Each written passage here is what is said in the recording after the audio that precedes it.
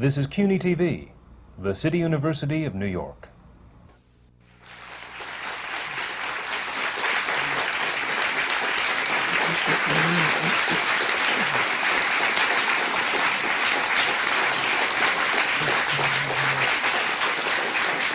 I'm Isabelle Stevenson, president of the American Theatre Wing, and I want to welcome you to our seminars on working in the theatre, which are coming to you from the City University Graduate Center of New York, located in Times Square, right in the heart of the theater district. This is where the Broadway theater, the off-Broadway, and the off-off-Broadway all come together. The Wing is perhaps best known for its Tony Awards, an award that is most coveted because it is given for excellence in the theater, not for the best or the longest run. But the Wing is much more than that.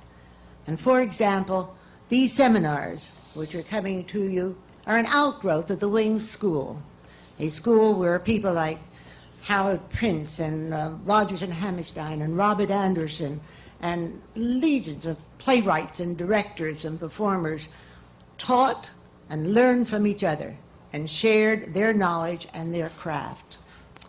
The Wing is perhaps the longest running, ongoing nonprofit organization devoted to service to the community through the theater. Our legendary stage door canteens, our hospital program, which continues today. And today we bring Broadway, off-Broadway, live professional entertainment into hospitals and nursing homes so that those who can't go to the theater come to see theater in their auditoriums.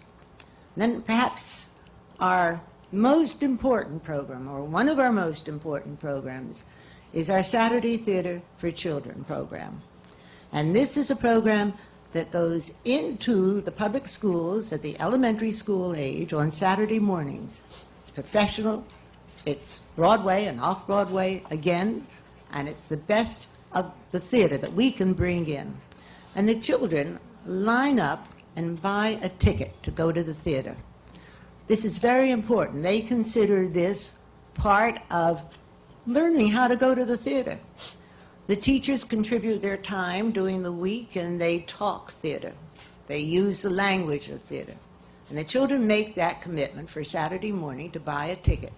And no child is ever turned away if it doesn't have the money. But they know that they can buy a ticket and go to the theater. This is creating a habit of theater going. These children, it has already been proven, and it will again be proven by their attending theater as a need, live theater as part of their lives. Not because it's a special occasion, not because they have only going to the theater, only going to go to one big hit that has been reviewed successfully, but because they know what good theater is, and they will go to it.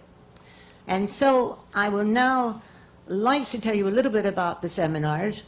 Today's seminar is on the playwright director, and it tends to explore the importance between the two. And to help in that exploration are our moderators, Jean Dalrymple, member of the board of directors of the American Theatre Wing, author, director herself, and George White, president of the Eugene O'Neill Center, also a director. And I will turn the seminars over to our two very capable co-moderators, and they will in turn introduce this really wonderful array of talent that makes up our panel today. Thank you very, very much for being here.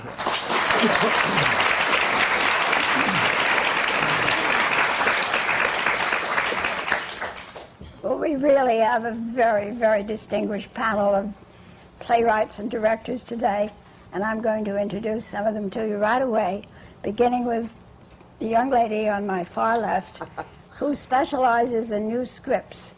And she wrote a wonderful article about the value of working on new scripts. Marvelous. Thank you very much for including it in the material you sent me.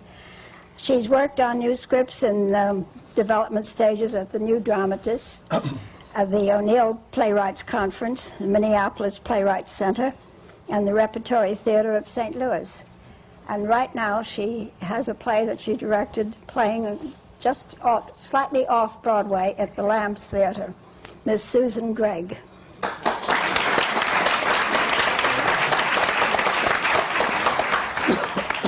Next to her is a playwright who has worked with her on developing new scripts, and whose first play on Broadway was a big hit and was nominated for a Tony Award and also nominated for an Oppenheimer Award.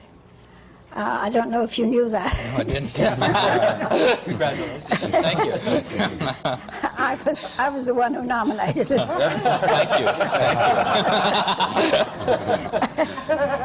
Thank you. The first play, of course, as you probably all know, was Agnes of God, which is being made into a movie. And he has a new play scheduled for New York very soon called Sleight of Hand, John Pielmeier.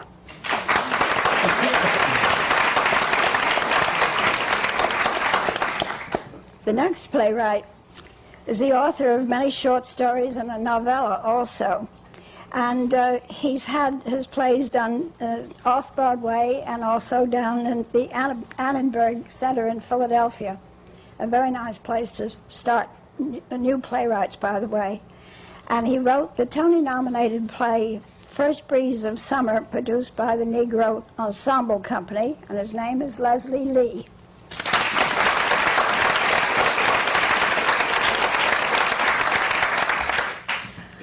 Well, I hardly know what to say about this gentleman. I'm in sort of this very young man. I'm sort of in awe of what he has done. I've loved everything he has that I've seen of his. He was nominated several years ago for a Tony Award with the Pirates of Penzance. And then he won the, I don't mean nominated, I mean he won it. And he also won the Tony this year for The Mystery of Edwin Drood. His name is Wilford Leach.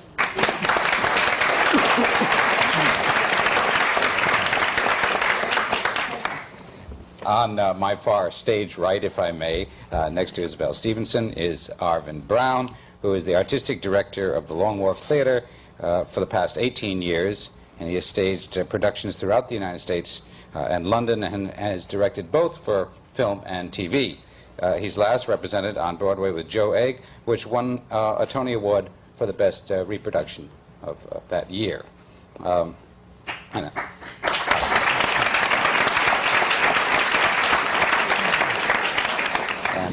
on his left, Mr. Howard Fast, who I'm sure you all know is one of the most widely read writers of the 20th century, with over 60 novels to his credit.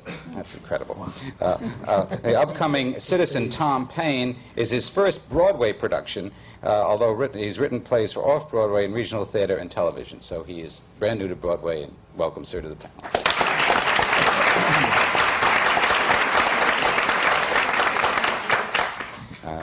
On his left is James Simpson, who is a graduate of a place called the Yale School of Drama, where he's also taught theater. He's co-founder and artistic director of the Kozo Theater in New York. He's directed off-Broadway and regional theater.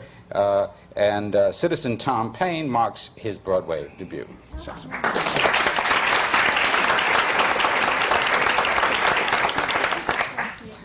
On my immediate right is a gentleman who began with a play called, among his actually best-known plays, The Indian Wants the Bronx, which introduced us all to Mr. Al Pacino, and Line, which starred unknowns at that point, like Richard Dreyfuss and Bernard Hughes.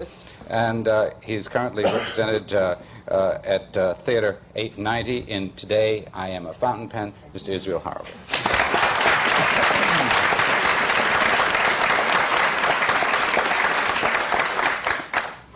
I thought that I would like to perhaps start the proceedings today with a little bit of a question to all of the panel, beginning perhaps with a statement. Back in the, I guess, the early 60s, when Peter Brook sort of burst on the scene with such things as Marat Sade and a new telling of Midsummer Night's Dream, it seemed to start a revolution in a thing that became known later on in the later 60s as the cult, if you will, of the director, where we began to have such things as directors saying to playwrights, you go over and sit over there for a while and I'll take care of your play and just don't bother me and we'll get it done, and all kinds of things happened. And I think some of the playwrights on the panel have had that experience. And then there's the other perhaps school of directing, if I may say, which really relates to taking and becoming a midwife to the playwright's craft. I think that perhaps we are seeing almost an amalgamation of some of that, and I wondered if someone might like to begin by addressing these kinds of schools and how experiences or war stories or horror stories that you may have had with these. Perhaps Susan, would you like to address that in a moment? I hold with the school of it's his play, and my job is to get inside the logic of that play, or of the playwright's mind, if you will. I think as a director, I don't know how to do what I call concept directing, which is what George was talking about before. I think that happens by and large on the classics when a theater is looking for a new way, say, to look at Midsummer Night's Dream, which is a good example with Peter Brook, which I think that concept did fit, as did his Carmen. I couldn't do that with a new script. I mean, nobody even knows what it is yet. I think I have an obligation as a director who works almost exclusively on new scripts to do what this guy wrote and not put a philosophical statement on top of it that perhaps doesn't belong there. And I have a hard time thinking of it any other way. So I can't address the first part of the question. I wonder if any of our playwrights have had that experience of having people sort of relegate them to the back row. Leslie, you? Yeah, I've had that experience. I won't mention any names, though, but I've had that experience. But I think I was relatively new, as a writer, and I was so excited about having a play done that I thought that my job was to sit there and to not say anything, and be a good boy, etc. Then I realized that this was a collaboration. In fact, I have a play opening at the Negro Ensemble Company for previews today, in fact. And this is the first time I've ever let a director edit my play without my having anything to do with it. That's Douglas Turner Ward. He and I have worked together before, and I think as I matured, there's a certain amount of trust that developed between the two of us. And so therefore, it's the very first time. I don't know whether, with him, yes, I think I've established that rapport and relationship where that can happen, where every word he edited and I did nothing. Normally, it's my script and I want to edit it, but this is the first time. I hope that it begins a process of, with other directors, but, this is the first time it's ever happened. Well, now, Will, I know you, I don't know what, you had perhaps the good fortune of not having to deal with W.S. Gilbert, who I hear is a fairly cranky fellow. His followers are legion, Okay. and have a great deal to say about everything you do, in the case of Gilbert. But like speaking of the Peter Brook and so forth, I believe that most of the directors that I'm acquainted with really set out to do the work that's there. Although it may seem to other people a concept, who knows what Shakespeare had in mind for Midsummer Night's Dream, so there's no way to do it accurately. In the case of Gilbert, I had always hated Gilbert and Sullivan. In my high school, I was the leader of the people that didn't want to do any more Gilbert and Sullivan. And I was a champion of a Sally Benson play called Junior Miss. So we eliminated Gilbert and Sullivan in favor of Junior Miss and other sparkling hits. And I had read some Gilbert scripts, and I thought they were always very funny. But I couldn't find them funny when I saw them. And time came to do it, and I realized that what I objected to was the tradition, the way in which it was done, and not the work itself. On the contrary, the more I did the work, the more I came to love it. And so all I did, or all I thought I did, or all I meant to do, was to do what was on the page. And as a matter of fact, when we did it in London, the D'Oyly Carte Theatre was one of our producers. They found it absolutely faithful. And they were the first to say that, in fact, it was more faithful to the original, to the script and to the original, than what they were doing after this years of passing it on and altering it by you know, tradition, that this is the way you're supposed to do it. So I don't know. I've never set out to do anything that wasn't really what's on the page. It may come out strangely, but I meant to do it that way. It was wonderful. Arvin. Arvin, yes. Wilford is a great example of when a fresh approach can enhance traditional material. But one of the things that bothers me often in the theater, in terms of a reapproach of classic work of any kind or traditional work in the theater, is that sometimes it doesn't give the audience enough credit for, I think, understanding one of the joys of the theater, which is the reproduction of other times and other places, and finding instant parallels, not by having to impose a kind of contemporary viewpoint on that material, but discovering that within the material of, say, 100 years ago, there is a perception that is totally related to everything we're going through today, and that sometimes it's only, in my experience, it's only by the kind of faithful reproduction of that world that the parallels really emerge, and that somehow or another, when that world is shattered or altered or distorted, the parallel is lost, and the work seems oddly less direct and less relevant, a word I hate, but I'm sure we'll hear again somehow, than it would be otherwise. Interesting. I'd love to hear Mr. Horovitz on this subject. I've always been from the school of playwrights that who tell directors to sit in the back row. Arvin survived. And I'm here to tell the story. In fact, I haven't destroyed many directors. Directors seem to me to be our real partners in this, although I confess to loving actors as well. As testament, I founded a theater 7 years ago in my home. I live in Gloucester, Massachusetts. And my partner in the theater is a stage director. And with my new plays, and I try to encourage my colleagues who bring new plays to the theater to do the same, usually the director and I go off somewhere together and play all the parts in the play, and really partner in the thing, and try to discover an emotional life that we can agree upon. And once we have, then I run back to the text and say, well, if this is the accurate emotional life, then this is what they would say, and the director runs to his notes and says, if this is the accurate emotional life, this is how they would behave. And the last 10 years of my life, I've been getting along quite well with directors. That's great. John wanted to say something. Yeah, I mean, I certainly am of the belief that playwriting is as much a collaborative effort as any other part of the theater is acting and directing. And I certainly feel that when I pull my sheets of paper out of the typewriter, if I'm lucky, I'm half done with my work, and the other half of the work, or maybe even 3/4 of the work, happens when I first start working with the director and with actors on the piece, because it's such an interactive,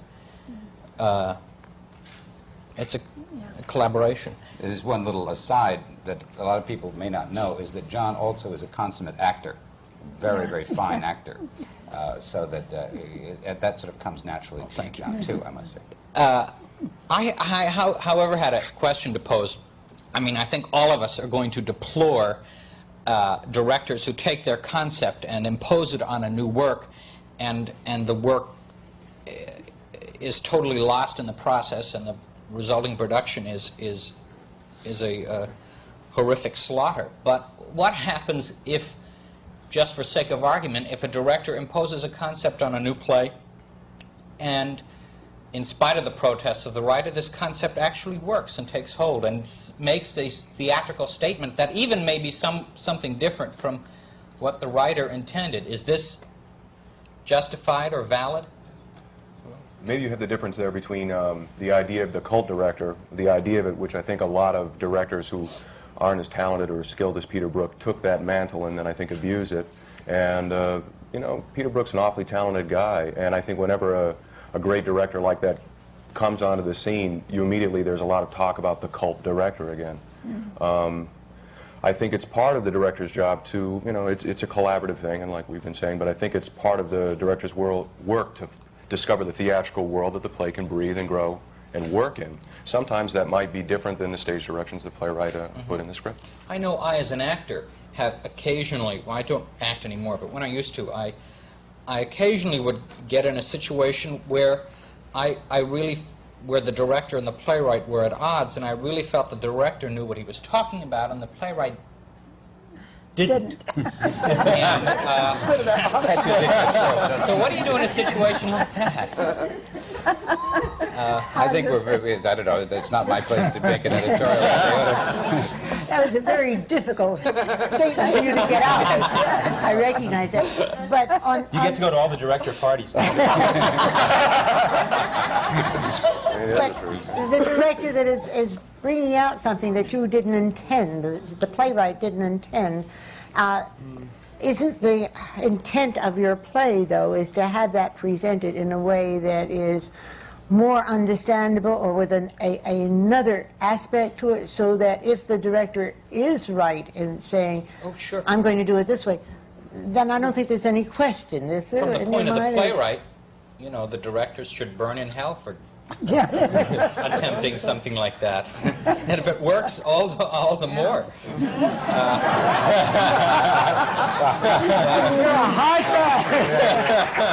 Well said. Susan, and then Leslie, and then I want to... It's also, I think, and John, I actually think will be the first to agree,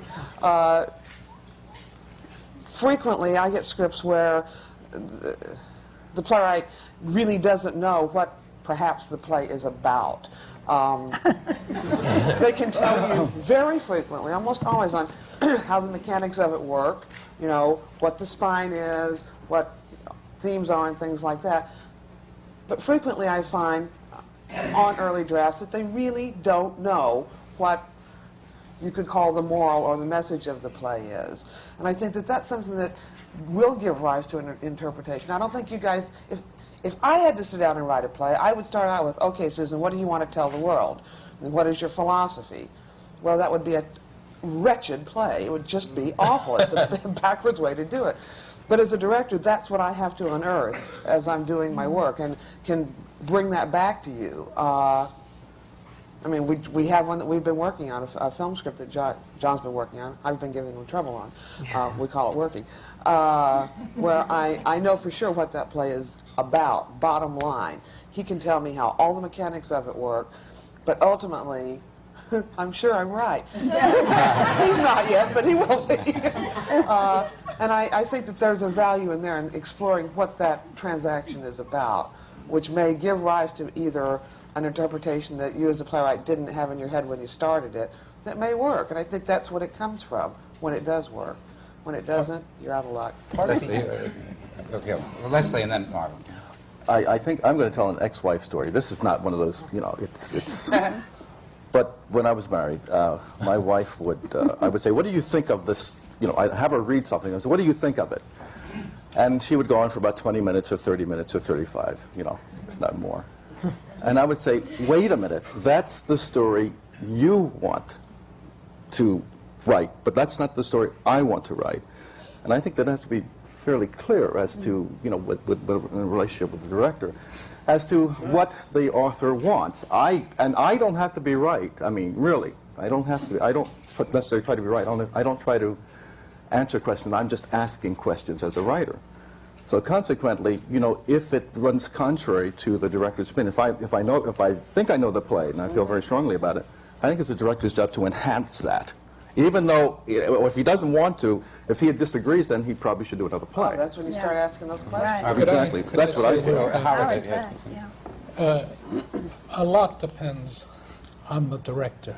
There's no such thing as a director in a generic sense. There are directors. I have seen plays on Broadway that were destroyed by the lack of sensibility on the part of the director. I did a play in Dallas, Texas, where, being very much younger, I flew into a rage and threw the director out. So I don't want you to dare enter this theater again. That is one part of it. Now, another part of it is this, that I have a play now running at Stage West in Springfield, Massachusetts, and every day I'm asked to give someone a script. A producer or this one or that one wants a script. And I won't give them a script, because between the script and what is playing there on the stage is a world of difference. One is dead and the other is alive. Now, I'm sitting next to a young man, and I hate to keep saying how brilliant he is, because in 10 years he'll be impossible, and writers in the theater will suffer because of this. But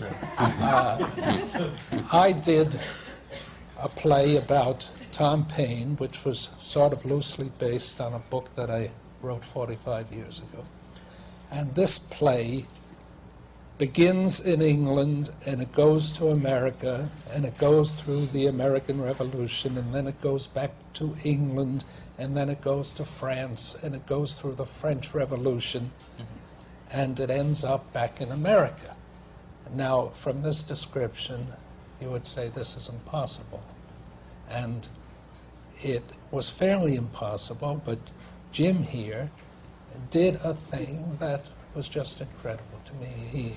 He turned it into a flowing, fluid object that never said here was the place, but it moved like a thing alive.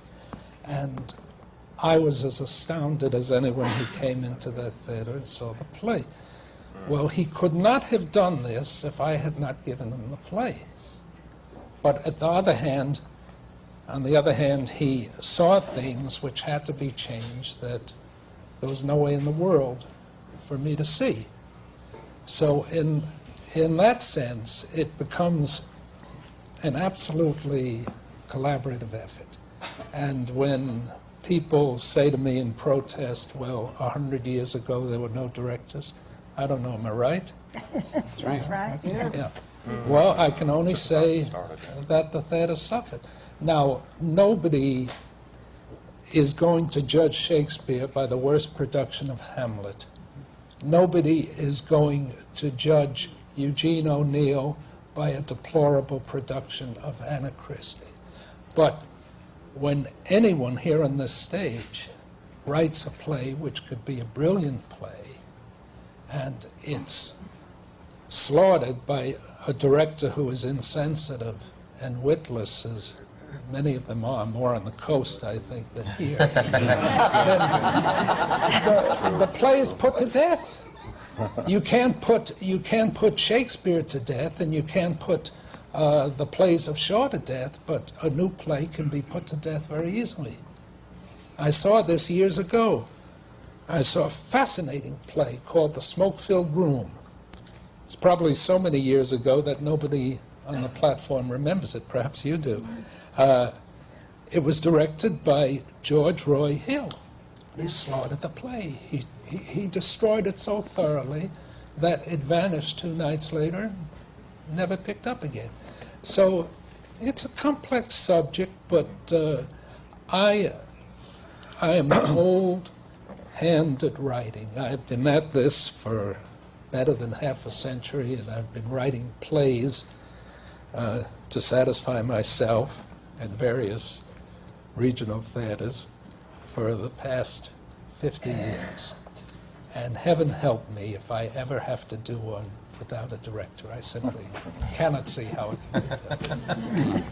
Very good. If I can make just a comment on it, it's the same thing when I was I'm not a real experienced director now. I'll be when I'm dead, I suppose. But when I was first working with a very gifted actor, I had worked and I'd prepared the plan. I thought, well, this is what he should do. This is exactly what he should do. All right? And he came in there and he heard what I had to say and he said, yeah, right, okay. And I said, yeah, but you're not doing what I want you to do. You know, you're doing a little differently. I think that he should be more, right? He was actually really good, and it was a week into the show after it opened, and I had trouble with him the whole time, but a week after I realized he was right, and I was less experienced. I think one of the problems with playwriting, where you get that feeling of burn in hell, is you're not produced enough, so that each chance is very precious, so that you don't have the leisure to say, to have your work bandied about or screwed around or, you know, fooled with. I think, you know, the bottom line is the play, and I think it is the playwright. I don't think if the director has something else to fool around with, he should do another play, and you should say, get out, leave, you know? I think... You know, a side issue of this, though, which is that when you have the opportunity as a playwright to be produced fairly often, is that a good piece of material can exist in obviously different interpretations, which each of which can enhance the basic material. I just had an experience of opening a production of All My Sons by Arthur Miller.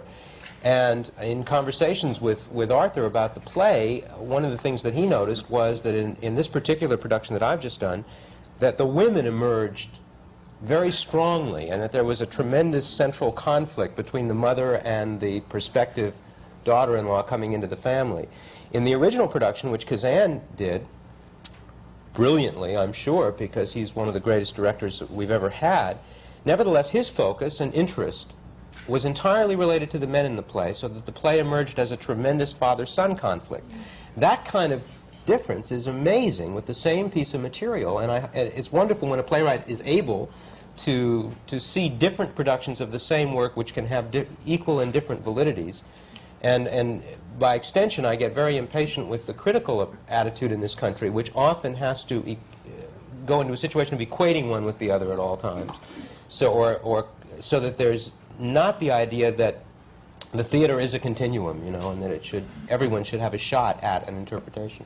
As a director, if I could add to that. Yeah. Obviously, what Arvin is dealing with is a play that had great political impact when it was first written, and was written for political impact, and has a different kind of political impact now in our time. And as I chase around the world and look at my plays being done here and there, I have to pull back. Well, I think any playwright, after a time, learns to, in the first meeting with the director, to ask the question, why do you want to direct the play? What's the play about? And I discovered that a play of mine, like The Widow's Blind Date, a play that's going to be done in New York this year, has to have a different approach when it's done in Massachusetts, where the play is set, and certainly had to have a different approach when it was done in France last season, in French. It was, to a French sensibility, exactly the same play, but to my North Shore, Massachusetts sensibility, it certainly wasn't. But it's very important that a playwright realize that the audience helps create the play, that we are not dealing in film or television, we're dealing in theater, and there are living people out there. And what they interpret is a great part of the creation, and it's essential to a playwright that he allow a director to be a bridge between what he's brought to town and what the town needs and deserves and will have. Wouldn't it be a good idea today to do what we used to do in the old days, which was to get the director and the playwright together and have them go off and work on the script so that they both knew what they were going to do before they went into rehearsal? It seems to me that that was a very sensible idea, and we never used to change a play very much once it went into rehearsal, and it went very smoothly, and usually the opening was marvelous, and that was without going out of town or anything else. And it seems to me as though it should be done today, and when I produce a new play, I still do it that way. I agree with you. I think reaching a common understanding of the intention of the author and also your intention with what you're going to do with the piece you have no right to start rehearsal, you know, really, until you and do even line changes Yeah. and things as you go along, you know. But You Gene, get one an of the awful lot done. one of the saddest aspects of that is that the economics at the moment so preclude that, because for the freelance director, as well as the freelance designer, in order to survive, he or she, in order to survive, usually has shows virtually overlapping to be able to make enough Well, money. It's so sad that that's you why. you pay the director. You pay the director part of what he earns when he's doing that. That's part of the job. We must talk about this, Gene. I'd like to go back to All My Sons. How did you arrive at this different direction, this different slant that the play was going to take how many years later? As a director, were you able to look at this and say, I want to take it with the emphasis on the women, or did it just naturally emerge that way? For me, I can only speak really for myself. For me, it always comes from feelings.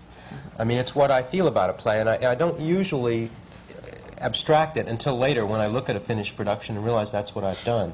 But I know years ago in New York when I did Long Day's Journey into Night, I think one of the most specific aspects of that production was Geraldine Fitzgerald's performance as Mary Tyrone, and it had everything to do with what I'd come to feel about the mother in that play without even knowing really that that's what I felt. Just a sense, an emotional sense that the family unit was much more complex than it had been given credit for being, and that the mother was not a sort of wraith-like, semi-glamorous figure who shuffled around the perimeters of the action, but was in fact an active neurotic along with everyone else in the household, and that there was a very complex relationship. So I think it comes from feelings in that case. If I may, it relates to the director's craft, and I see, Susan. How do you make that manifest as a director? How do you bring that about? We can say, well, it comes out that the emphasis, well, we're going to focus on the women, or with Geraldine's interpretation of Mary Tyrone. How do you, as a craftsman, take that, articulate that statement, but how do you make that manifest on the stage? Well, first of all, I'm sure everyone would have a comment on that. To but start from the beginning, for us, I think it's important. From your first reading on for it. Well, it's before the reading. I think I was just about to say, for me, in a situation like that, it's largely casting. The first meeting I had with Geraldine Fitzgerald, I knew intuitively that this was my Mary Tyrone from my interpretation of the play because of a basic earthy strength and directness and refusal to shy away from complexities that's embodied in that particular performer. So that I think by casting Geraldine Fitzgerald in that part, I had already made a statement before I ever got near a reading. That's where it really begins for me. Mm-hmm. But one quick story. I was at the opening of a Pinter play that Zeffirelli did in Rome with Pinter in the audience. And the curtain went up, or lights came on. I can't remember if there was a curtain, in fact. And it became apparent that he had done a play that Pinter had written for 2 women and a man with 3 women. And about 2 minutes of play played, and I thought, oh, this will be interesting to see how Harold deals with this. And he's very much a gentleman, very much an Englishman. And he stood up in the middle of the audience on opening night and said, "Stop this! Stop this!"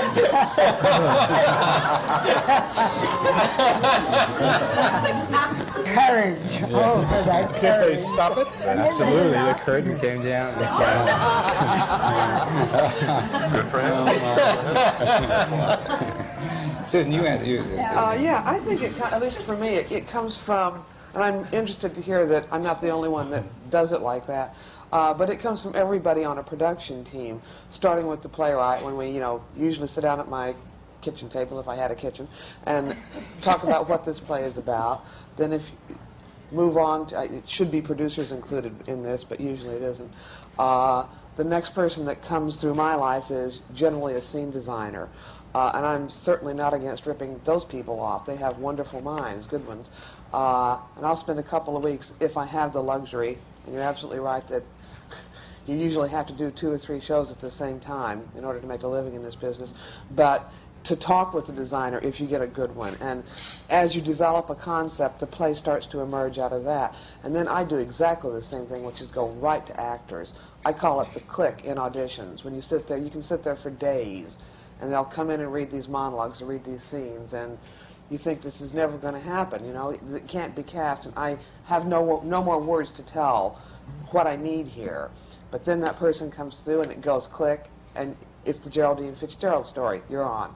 And pretty soon the chemistry starts doing that. And they begin, at least for me, to tell me how the play should be, built by who's in it, and who's designing it, and who's sitting across the table. And on one of our seminars, we had a young actor, also out of Yale, who said that he auditioned directors, that it was important for him as an actor to know how a director was going to work, and it wasn't enough for the director to say, oh, that's fine, I know you're perfect for the part. And he said, no, but I don't know that you're perfect for the play in directing. I want to know what you think the play should be and how it should be. Because that's a privilege that you can have when you're strong and working a lot and successful, that you can do that. Well, and it's not wrong. I mean, we get in these things that take us 4 to 6 weeks to rehearse, and I mean, all of a sudden you're married to 20 people. Would you jump into that just on the basis of one audition, or 2, maybe 3, a callback? It's terrible. Of course, a certain kind of honesty can backfire. I did a play out of town some years ago, a new play actually of Arthur Miller's, and an actor who definitely shall remain nameless, whom I hadn't particularly wanted to even remain unknown. both. I hadn't really particularly wanted to see this actor because I felt he was wrong, but Arthur had heard a lot about him, and we brought him in. He had read the script, and to my absolute amazement, he sat down and immediately said, here are the conditions, Mr. Miller, under which I would consider playing this part. And he began to outline to Arthur Miller everything that he thought was wrong with the character. And to my absolute astonishment, Arthur sat and nodded and kept saying, that's very interesting, he said. Oh, and you felt that? Oh, well, isn't that something? And I thought, I'm in one of those miraculous theater stories that I'll have to tell about for years, where this guy came in and dared say to Arthur Miller that everything that was wrong with the character, and he's going to get the part, you know. And I was thinking, what am I going to say to Arthur about? Anyway, finally he stood up and shook hands all around, and Arthur shook him warmly by the hand and said, it was really fascinating talking to you, wonderful to meet you. And he walked out, and Arthur turned to me and said, who is that son of a bitch? So I thought, wonderful. This brings up sort of the need for a referee or traffic cop, and I think I ought to refer to my co-moderator here, who has been a producer and a director, about your attitude, although I realize this is not a seminar in producing, but we are talking about playwrights and directors. Have you had, how do you deal with that? If you deal with conflict, if there is conflict, you say about the director going off and all. No, I never had it because I always had the director and the playwright get together. And if there was anything between them that wasn't right, you know, they didn't like each other, or one had one idea, one had another, I had to change immediately, and I did several times. I even had it when I was doing revivals. You know, I one time did Porgy and Bess, and I took a music director because the Gershwins wanted him. And I went up to, it was about the 3rd rehearsal, and I saw that he was looking at the score and conducting like this, and the chorus was paying no attention to him at all and kind of giggling. And my general manager said, I think he's terrible. And I said, I don't think he knows this. So I called up Lee Gershwin, and I said, tell me about the background of this man. And she said, well, we heard him do a marvelous Porgy and Bess suite with the Los Angeles Philharmonic. And I said, that is not putting on an opera, and I've got to let him go, and you have to back me up. And it was very difficult, but we let him go, or we would have had a fiasco. John? I mean, we've talked so far about directors and playwrights in a production situation. What kind of relationship should they have, or do they have, or might they have in a pre-production development situation, such as you find at the O'Neill Playwrights Conference? Well, I think that's interesting, and maybe I can put another point that I wanted to bring out, actually, because when we worked together, we did the play at Williamstown, and like Howard said, it had all these different countries and had 48 characters and all 18th century costumes. And you talk to Nikos and you say, well, Nikos, have I got a budget of what? And he goes, you know, maybe give you $200, you know? And you go, well, wait a minute, this is powdered wigs and all this other stuff. And he just goes, well, you know, Jim, you can work it out, go. So then you leave the room kind of going, oh, no. And then you get your designer. And Who's the powder? No, really. But I'll tell you, where we did that particular play and where I've worked on other plays has shaped the play. We did that in a 90-seat theater, and we did it bare bones because a lot of it, we had to use those means to make it work, and luckily the play responded to that, I think. And there are other places like, I haven't worked at the O'Neill, but the Winterfest, I think, really shapes a play. The theater, where it's done, will really inform the play, and it might work out great, and it might be just awful. But even these are full production situations, even though they're bare bone production situations. What about the part Before of the you get to theater the that half- before Right. it even gets to a full production, where you a staged reading or a sit-down reading Yeah. or a That's the scariest time for a director, I think, because No kidding. because you don't have a chance to put your money where your mouth is. And I was working on, and Will was teaching at Yale, and I had commissioned 3 writers to work on plays about Lester Young. And now around midnight the movies come out, but it took a Frenchman to do it. But and one of the plays, and this playwright's very good and everyone knows him, but he'd written this play, and this is in pre-production. We're banding this one about, and it wasn't very good because he hadn't spent very much time on it. He just kind of did it. And John Guare was in the classroom, and this is pre-production, and we read the play, and John kind of went, well, all right. And I said, don't worry, it can be great. I can do this with it, I can do that with it, you know, and I can do this, and I can do that. And he said, you are the biggest enemy to playwrights at this point because you're not asking him to do his best. You're just putting on a rap and saying how you're going to serve this up and make it a nice souffle out of nothing. And the problem with pre-production often is the director is really just a listener, or also just a challenge, I guess, a little bit, and say, is this really your intention? Well, this is what I think about it. But it's a hard time for the director. I usually just, it's hard to be active because you really can't say, well, I think it's this, look and see. You know? There is a role that I think that has begun to develop in the middle here. That might be even the subject for another seminar sometime, Isabelle, which is the dramaturg, Right. that awful word that nobody kind of knows what it is. That Edith Oliver of the New Yorker said, you know, what it is it's like those old washing machines that had a crank on the side with a crank on the side. But that's what happens in those kinds of situations where there is now a growing thing, where there's another pair of eyes and ears that contributes to the helping the director in that early situation, John, that you talked about. Yeah. Maybe that's a growing. Yeah, Les, you. Well, I was going to say, I think that, to respond to Jim, I think the pre-production for me is very important.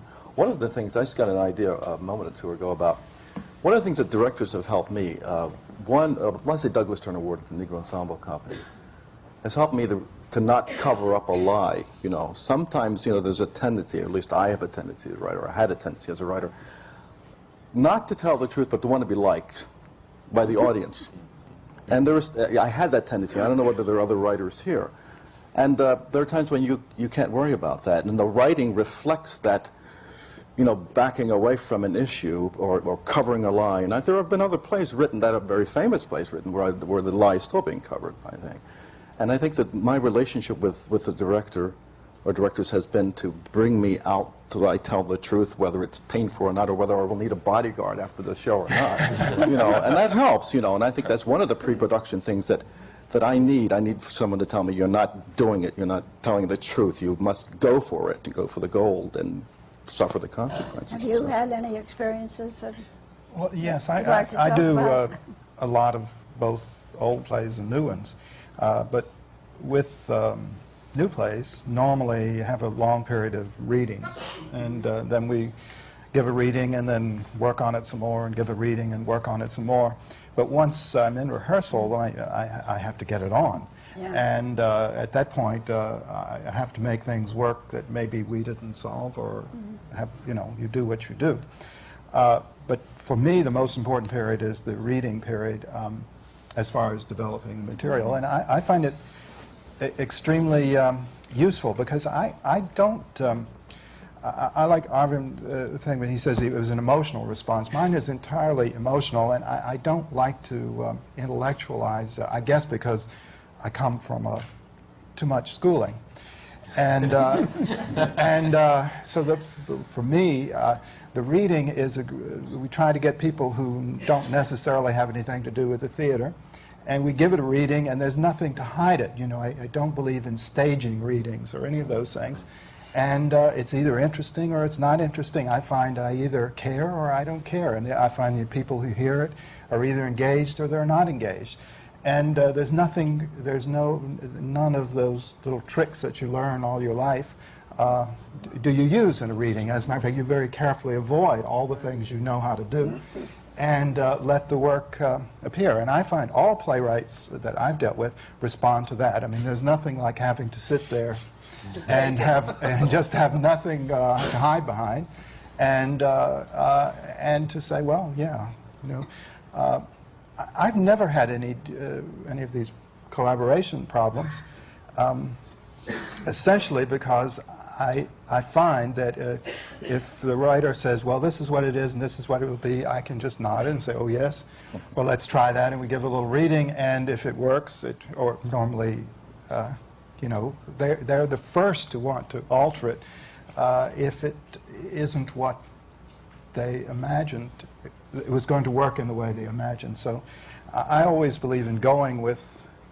whatever the playwright thinks it is, and then I don't believe in arguing about it. In other words, if they have, I just nod, and then they begin to worry that I'm thinking something that I may or may not be thinking. The psychology of all creative artists is that they're not really that dogmatic or certain or any of those things. On the contrary, I find the opposite problem, that I have to convince them that maybe they were right. Yes. So that they're altogether too willing to give up something rather than try to make it work. So I've never had those problems that people speak of. Do you subconsciously make the decision between a dead playwright and a living playwright to the play that you want to do? Do you have any preference? No, I just have to like it. Are quieter? No, not at all. I have to just like it, or like the people. You know, it's sort of like my dog sense is better than my brain sense, in the sense that if I analyze something, I'm usually wrong. If I just sort of go with it and say, well, that's what I really feel, as opposed to what I think I should feel, I'm usually right. So if the script is something that I just like, then it's pretty good. If I think I ought to, it never works. You know, Wilford just touched on something that I think is so important that we maybe could follow up on just for a second. Is I find that part of the pre-production relationship, director and writer, or even during production relationship, that scares me sometimes is, in my experience in life, I found the writer almost too willing to encompass the director's suggestions, and I've been trying over these last years to learn the process of being able to make it so suggestive but indirect that it then has to get filtered through the writer's process, because it's not my organic process, it's his. And no matter how much I can intellectualize, as you were saying, Susan, about going to the philosophy and the direction, I mean, the gut impulse is his, and if you can't somehow continue to tap that gut impulse, you run into a lot of trouble, and I find that very hard. But see, I find from a writer's point of view that when a director comes into a project, he's often the first, he or she is often the first objective eye that I have in this script. And so suddenly, so that I feel, although as a writer, I have attempted to put my soul on paper in some way, as soon as I get this objective eye in here, I myself try to be as objective as possible, which I have to be, and feel that I'm a baby at this. So that anything that this objective eye says, I will gobble up. You know what and it's hard to know where the balance is. Yeah, it is. I agree. Well, you deal with a lot of personalities. I was It's funny. I agree with everybody on the panel. What a collaboration. I was just thinking, I probably worked with 9 different directors last year, 9 different directors, and Steve Zuckerman and I did 3 plays together. So I go around to a lot of plays get done. And there are danger signals. When a director knows too much, it's very dangerous. And probably the worst of all is when a director is like a terrible parent, sort of withholds his love or her love and says nothing and sits in the back of the theater. You think, the first impulse is that person is a genius. And then you overcome that and realize you're actually not getting any help. And well, I guess what I want to say is that there are all theater people talking, not movie people or television people. And when you make a commitment, when you put your life down in the theater, as we have, you define yourself as a collaborative artist. And to say that Peter Brook is a kind of creator or author himself is he's nothing compared to the most mediocre Hollywood movie director. I mean, he is desperate to interpret your work accurately and has a feverish commitment to not let it be boring, which is good too. There is, when Wilford says, I've never had any of these horrible things happen, of course, the director is always there. It's the tree in the forest, and you are there. A playwright very often arrives on the scene and it's too late. Arvin said something I thought was sage. If a director has cast my play and says, come to rehearsal, I'd almost just as soon not, because it's too late. I think that once the play is cast, 80% of the interpretation is done. Right. So a very clever playwright, if he only has a couple of days to be around the director, gets out for the casting and sends warm, supportive notes from. Also, a lot of good talk about the play happens when you're looking at different people. You're saying, well, this person would bring this to the role. Well, what is the role? We're just about to take a break, but before we do, I'd like to have you think about this and how your answer will be. How much influence is the playwright going to have on casting? He's sitting there with the director, and the playwright is there, and you're looking at people. You knew Geraldine's work, and you looked at her, and you knew that that was for you. The playwright, young or not young, does not know the work of the performer that is there and is being suggested. And he says, I don't think that's right, I don't think that's the type or whatever. How much influence does he have? How much strength does a playwright have at that point, which is very important. As you said, before the director gets at it, you want to know who and see what the casting is going to be. It must depend on other people. To me, I have written endless novels, and a novel is not a play, and frequently can't become a play, no matter what you do with it. But in a play, you are writing sound. You do not write sound in a novel. And for example, suppose you say she screams.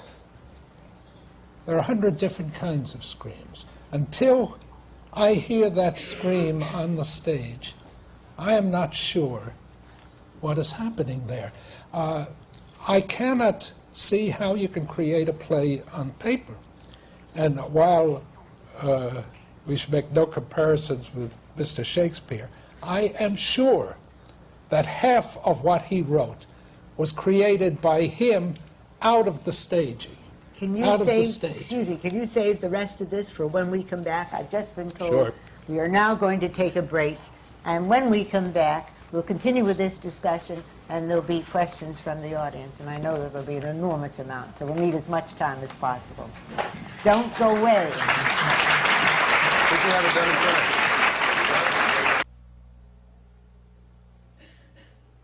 We are continuing the American Theatre Wing seminars on working in the theater, which are coming to you from the City University Graduate Center of New York, 42nd Street. This seminar, which is part of the programs that the wing brings to the community all year round is an extraordinary one. It is on the playwright and the director. And the talent and the knowledge and the skills of the people involved are so wonderfully given and exchanged on this program that I don't want to take up any more time. Our co-moderators will introduce them again, but I have to apologize to Howard Fast, who I interrupted so abruptly as we went off the air. And with apologizing, I'm going to ask him to continue his statement and also to tell us a little bit more about Citizen Tom Paine, which is being developed now for Broadway. And with all that Mr. Fast has written, this is the first time he's doing a play on Broadway. So at some point, will you get back to that, Mr. Fast? Thank you very much for being here. Jean Dalrymple and George White, would you please continue? Well, I'll go on for just a bit. In the three forms of art that dominate today, the novel is a narration in words. It's a narration. The film is a narration in pictures, at its best. Now, both of them use the dialectic of dialogue. The theater is not a narration. The theater is a conflict in words. So you don't have the pictures and you don't have the pages of narrative description. All you have are the words. People who speak these words battle each other, and they battle with words. In some plays where they get physical, it rarely works. The ideal theater is words. Now, I am simply saying that it is impossible for me, and I would imagine for most writers, to know how these words will sound and what their sound will make, what it will move. The theater is sound. The written page that we present to the actors and the director, this is written word. The two are different, and very often we forget how different the two are. And that is why, for me, when I give it to the director, he has sounds and I have sounds. And sometimes the sounds I imagine are better, sometimes the sounds he imagines are better, or sometimes the words are impossible. There's no way for me to know. Very interesting. Sir, also, to pick up what Isabelle was saying also earlier, you said that Tom Paine came out of a book you had written 45 years ago.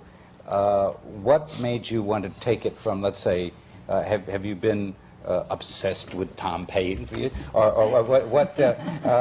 Or obsessed with Broadway. Yeah, there we are. Okay, well said. Sure. Well, you know what I'm obsessed with. During World War II, in that little theater in London that's mostly underground, they were playing Henry, and the interlocutor, or whatever he is called, got up and he said, "Here are the armies of France, and here's our thin English line of bowmen." And they were bombing London at the same time. And I was told by my British publisher who was there, he said this was an audience swimming with tears as they watched this. And seeing the play subsequently, I saw the French army, the ranks of knights, and that thin line of English bowmen. And this is what we can do in the theater better than they could ever do it on the screen, better than it can ever be done in a book. See? But it is done with the wonderful sound of words in what is our gift, the most wonderful language ever evolved on the face of this earth. We have this gift, and it is this gift that produced Shakespeare as much as Shakespeare producing the language, which now people are saying. So in Tom Paine, I had a book which dealt with two revolutions, with a very important imprisonment with the preparation for the revolution in America, with the ideology of this man who was to the left of everyone in the revolution, but who, as much as anyone, created the revolution. How do you do it? And I did it. I borrowed that simple thing from Shakespeare. If you have the words, anything, you can convince an audience, you can have them suspend their disbelief, and they will see an army marching on the stage where there is no army. But at the same time, we had to flow through this long passage of a man's life. Now, the film today will not buy a book which concerns the total life of a man or a woman. They say, well, we can no longer do that film, it's for television. But in the theater, strangely enough, you can still do it. And you can do it well. So this is what I presented to Jim here. But presenting it to Jim, I really had no idea how it could be done. I mean, I knew it could be done. Here were the words, here were the scenes. Now, go convince an audience that they are seeing Philadelphia, that they are seeing the Battle of Trenton, that they are seeing every other thing that happened in this man's life. Let me tell you, having him show Between up... us, we did it. Yeah. I started working on it, and then Howard showed up, I think, a week after we were in rehearsal, and I'll tell you, you've just heard him talk, I've never been more scared in my life, you know? Because I do think a part of the directing is I think when you get an approval or a sign of acknowledgement from the playwright, man, you're home. I mean, the next step is getting it, I think, well, from your actors and the audience finally and the whole thing. But I really felt like I had taken Dad's car and said, tell you what, you know, we don't need all these blackouts, maybe. We really don't need them, I don't think. And as far as this, maybe instead of this, we'll just do without this, maybe, and hope. And then he comes in, you know, and I added a couple of characters and this and that, you know, and got rid of a little bit of what I thought was the PBS part of it, which is the problem of the 18th century and portraying that, which is, we think it's all a very stuffy period, but I'll tell you, the 18th century and subsequent reading about it is one of the most vigorous periods around, and puts ours to shame. And so then, when he came into rehearsal, you know, and I don't think I've ever been so nervous in my life, much more than opening night. And like most playwrights, he didn't go, oh, great, or this or that. He just said, okay, what about this now? It is your thoughts that we rewrote. Kings. That's the old. We rewrote constantly, and unlike Arvin's experience, the actors made some astonishing contributions. Because an actor, without deprecating, an actor becomes the character. That's why actors have so many problems when they're not in character. They become, in a way that no one else can become. They become the character. And suddenly they're thinking as the character.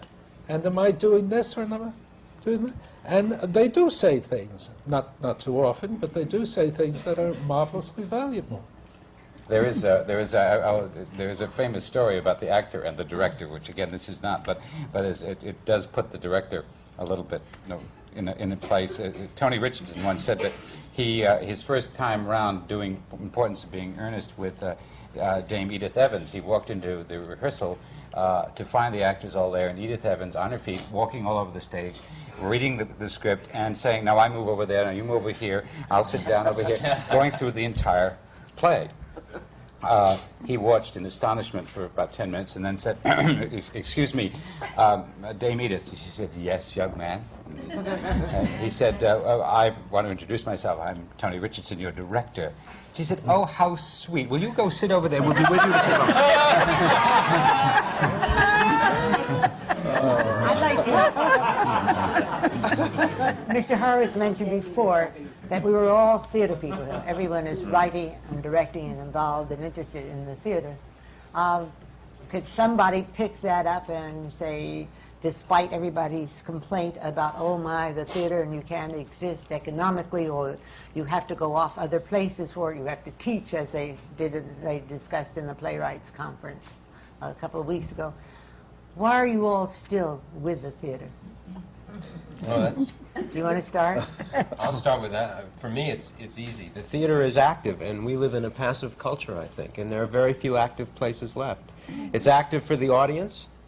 It's active, obviously, for all of us who are doing the work. But I mean, you know, how the audience feels on any given night will have a drastic effect on the event at hand. How the performers feel, obviously, will have a drastic effect. So that there is a kind of responsibility and an involvement, and it isn't a kind of, or shouldn't be, a kind of sitting back. And so much of, I think, contemporary life is sitting back. So it seems to me. I was a scientist for about 10 years. I did cancer research, and research in endocrinology. But my desire to write began to supersede my need to look through a microscope, and I'd get to work later and later each morning. I would pretend I was on time, of course, so I'm in the theater because I made a change. You know, I realized, I think Albert Camus talked about the multiple consciousness theory, that we can do more than one thing in a lifetime, and I took him up on it and decided to change the profession, although I think I still use the disciplines. But I found the theater the best way for me to express myself as a human being, but that doesn't mean that it hasn't been rife with difficulties and problems. I mean, I write teleplays as well to you know, make a living. Although I prefer the theater. I think the theater is, if I had the choice between writing a play and writing a film script, I would take a play anytime. Why? Despite the money. Yes. Okay. Well, Yes. I think in answer to that, the why, I don't know if I'll jump, and I'll just say, it's what Howard said. I think what you can do in the theater is fairly, it's up to your imagination, the performer's imagination, the audience's imagination. I mean, and that can be unlimited, actually. And if you look at what different types of theater the world offers us, I mean, our palette is unlimited. Yeah. Right. And I think it's also what Arvin says, it's a basic human thing where humans come together and see other humans. I mean, it's as basic as that. Yeah. Yeah. And it's also great fun when you're doing it.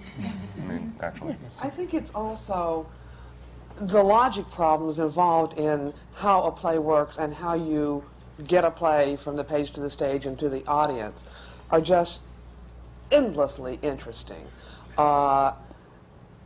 You know, how does this thing... Playwriting is the hardest kind of writing there is.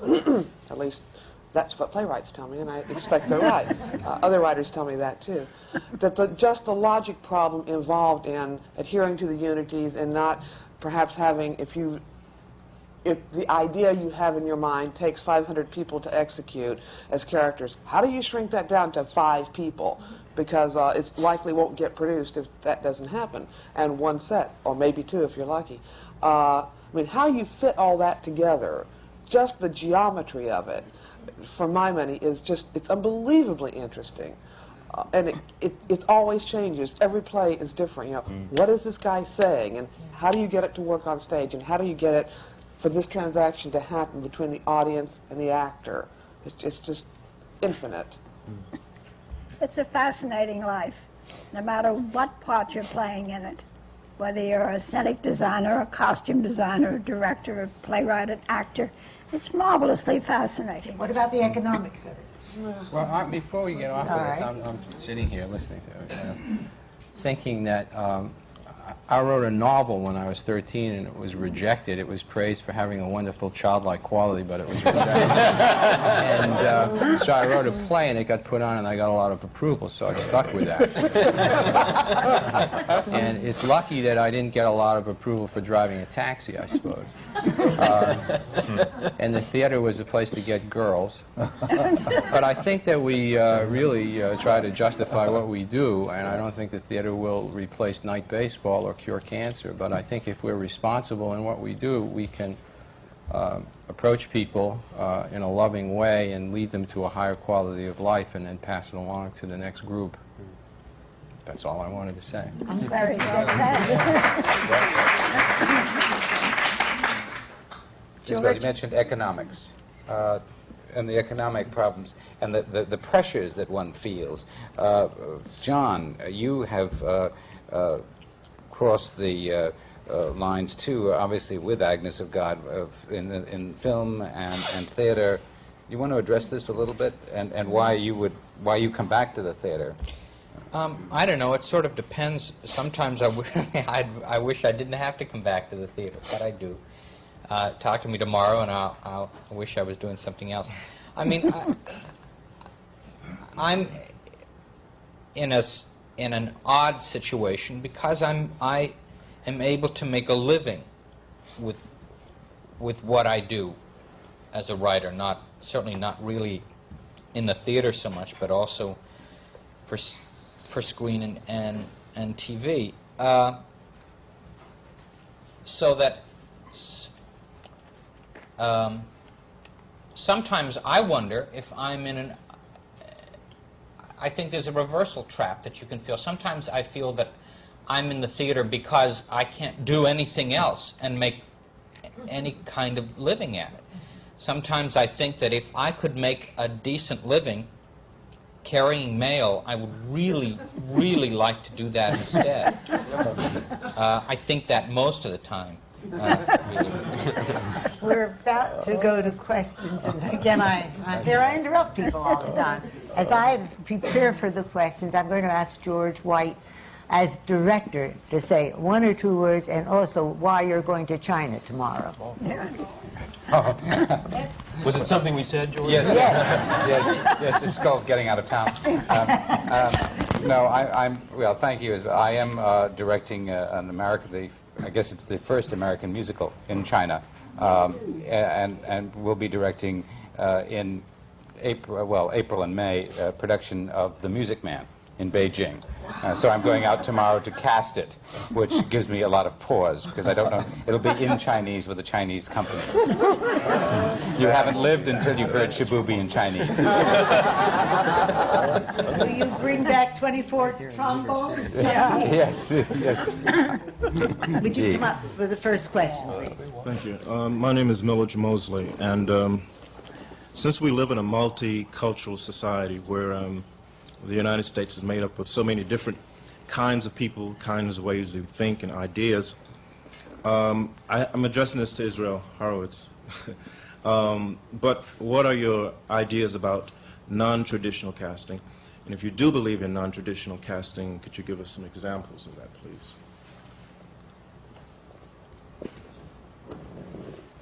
Well,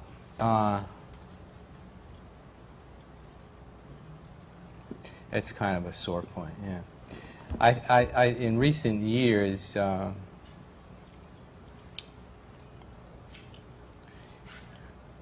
this all harkens, but Lloyd Richards once asked me if I would cast a play with all black actors. I remember that. Well, I don't mean only racial. I mean gender, male, female, as well as handicap. You know, let's include everything. It's a very tricky business for a writer to respond to his or her own work the first time around and move away from the dream. Gully Jimson, as the wall fell down, said, "This wasn't the vision I had," and you have this sort of image stuck in your head, and you try to reproduce that as best you can. In recent years, I've tried to write plays that more explore the problem than to try to explore the problem through unusual casting in my own plays. I don't know if that's an answer for you. No, but I don't think so. I've never seen the point exactly of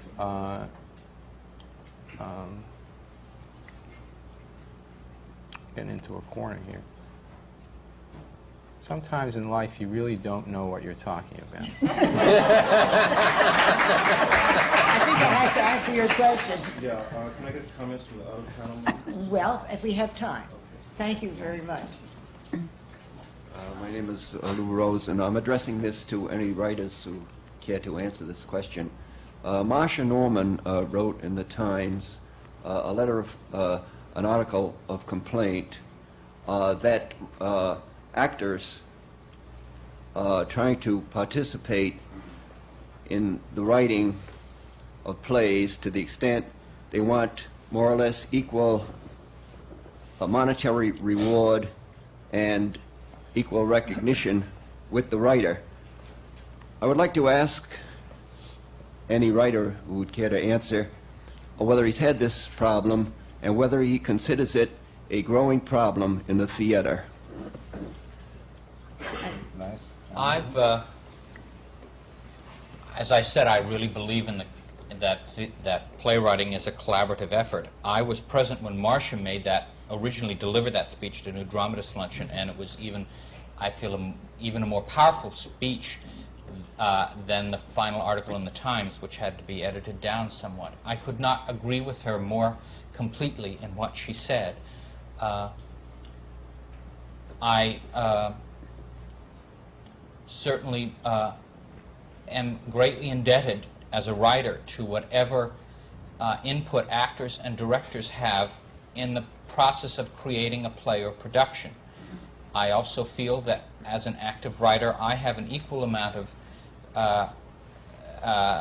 contribution to make to their directing and to the directing and the acting of a production, and I certainly don't ask to participate monetarily in their rewards. I don't think it's a problem with actors or directors. I think it's the unions that seem to be bringing this forward, or some agents that seem to be bringing this forward, and it's an unfortunate problem. I don't know. That too is for another seminar. There's so much to be said. Can I say one quick thing? Yes. I believe in the insight, an actor providing insight, that the lines are mine. You know, Yeah. I write the lines, and I find I write them better than actors do. At least my play, anyway. Hi, I'd like to ask Arvin Brown, how important are stage tasks not indicated in the play, and when do they get in the way? Stage tasks? Yeah. Uh-huh. That's a wonderful question. First of all, one of the things that I find, I guess a lot of directors do this, but one of the early things that I do in a rehearsal period is attempt to ignore, for the most part, with the actors, the stage tasks that are already stated within the text, only because I don't necessarily have a way of knowing where that comes from. I will reserve that copy myself of everything that's been suggested in terms of stage behavior, and at some later point in the rehearsal process, if I find it valuable, I will go back to what was originally stated in the script, and very often I will do that. I think stage behavior, stage tasks, however business, whatever term we want to use for all of that, obviously has a tremendous importance in the final production as long as it illuminates situation and character. I think the greatest trap of it in the early stages of rehearsal has to do with the fact that it is a protection, you know, against the actor's exploration of character very often. Now, there are some actors who can work within a physical business and get to psychological or emotional depth, and I respect that. That's a method. But very often, particularly with younger performers, it's a screen. You know, I mean, it's very easy to lose oneself in all of that and not develop, not do the probing that kind of has to happen, and then the business is kind of added. It's not helpful, and particularly if it just comes from a director who has some image that this scene should be about sewing, and it's a wonderful scene about sewing in which nothing human happens. You know, that's to me the danger. Thank you. I think we have time for just one more question. This is a question for Wilford Leach. The Dramatists Guild had a seminar recently, and one of the topics discussed was whether to have a play produced in New York or at a regional theater. Would you prefer your play opening in a regional theater, or would you hope or hold out for a New York opening? Well, these days I'm a director, so of course I'm always praying somebody will give me a script that I'm excited about doing, so I want to do it in New York because that's where I am. Actually, this is more appropriate for the writers here, because nowadays I direct them. Mr. Pielmeier, what would you say? I think when you're talking about a New York production, you're also talking about a certain economic future of a play. I think regional theaters are much easier areas sometimes to work with. I think sometimes much more creative things can be done there, and much more exciting things can be done often in regional theaters because there's so much pressure. But Could I add to that? May I add to that? Yes. I like to say that for my part, when a play is done in New York, it's the end of work, and the way things are in our lifetimes now, pretty much you want to have lots of regional theaters or lots of, we're not talking about indigenous theater, but theaters out in New York to get your work done, and when you get to New York with a play, be prepared for you're moving inexorably toward the marketplace, and when you get to New York, chances are it'll cost a lot of money to produce it, and 300 to 500 people will come in and write about it and send their articles out, and it seems a little beside the point after you survive all of that to then fix the second act. it's a terminal. One very quick question and a I'd like quick to address answer. this to Susan Gregg. What is the best advice you can give to a new playwright for his script development? Get yourself to a dramaturg quick. Okay. Thank you very much. These seminars are coming to you from the Graduate Center of the City University of New York. They are but one of the programs of the American Theater Wing. Today's seminar was on the playwright and the director. And I cannot tell you how often I find myself saying, not enough time. And we must go on and talk about the theater and listen to the wise words that come out of our panelists. But never has it been more so than today in this extraordinary panel of playwrights and directors, all of whom are giving their time, their knowledge, they're sharing their words with you. The important thing about the theater is that without the word, no matter how much the actor puts in, and no matter how much the director says he's going to do with the actors and the play, it does start with the play, and it does start with the word. And so thank you all for being here, for making that word come alive in that exciting way that only in the theater it could happen.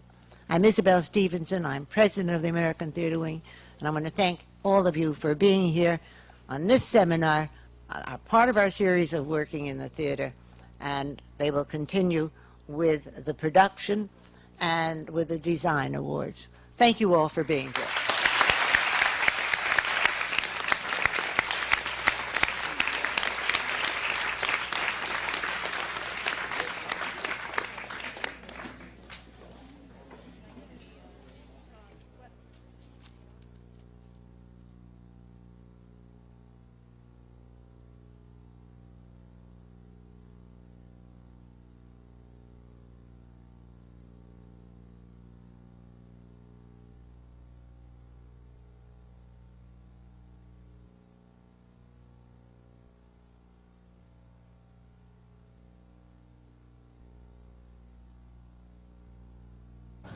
Shuffled around the perimeters of the action, but was in fact an active neurotic along with everyone else.